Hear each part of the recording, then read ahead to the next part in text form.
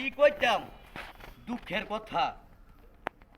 অনেক কিছু বলতে আসলে অনেকে অনেক কিছু কমেন্ট করেন করেন, তাতে আমার কোনো সমস্যা নাই। কে এই যে 1 ঘন্টা আগে ভিডিওটা দেখলাম, এক ভাই সারা জীবন কষ্ট করে প্রবাসেতে আওয়ার সময় এয়ারপোর্টের মধ্যে ল্যাপটপ, স্বর্ণ গয়না, আইফোন সব লয়ে গেছে গা। এইভাবে তো একটা দেশ চলতে পারে না। অন্তর্কালীন সরকার কি বৈশা বৈশা সেটটা মোহ দিয়া বইয়া থাকে? এগুলির কোনো পদক্ষেপ কেন নিতেছেন না আমি জানি না। কিন্তু যারা প্রবাসে থাকেন তাদের যে গাম ঝরানো রক্ত পানি কইরা টাকা পয়সা উপার্জন কইরা বাড়িতে আসার সময় মা হোক আর বোন হোক, তাদের জন্য ছোট্টখাটো একটা সদাই কিনা মার্কেট কইরা এয়ারপোর্টে আইসা নামতে দেরি।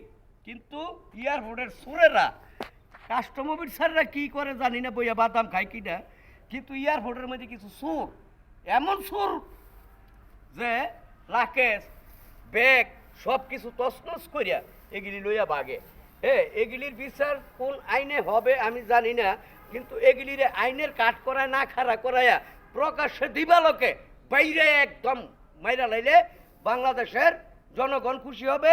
যারা প্রবাসে রক্ত ঘাম পানি করিয়া টাকা উপার্জন করে আনে তারা খুশি হবে, আপনাদেরকে সেলুট দিবে। যারা কাস্টম অফিসার আছেন, হেড অফিসার যাই আছেন, মেইন অফিসার যাই আছেন, তাদের উদ্দেশ্যে আজকে ভিডিওটা বানাইলাম। আপনি কি বৈশা বৈশা চা খান, রং চা খান মিয়া? এগুলি দেন না চোখকে? প্রতিনিয়ত এই ঘটনাগুলো ঘটতেছে। এগুলি আর দেখতে ভাল লাগে না। যারা প্রবাসে থাকে এরাই জানে কত কষ্ট করিয়া এই টাকা উপার্জন করিয়া নিয়ে আসে ভাই। যদি ভিডিওটা ভালো লাগে দ্রুত শেয়ার করবেন, লাইক কমেন্ট করিয়া। Thank you so much.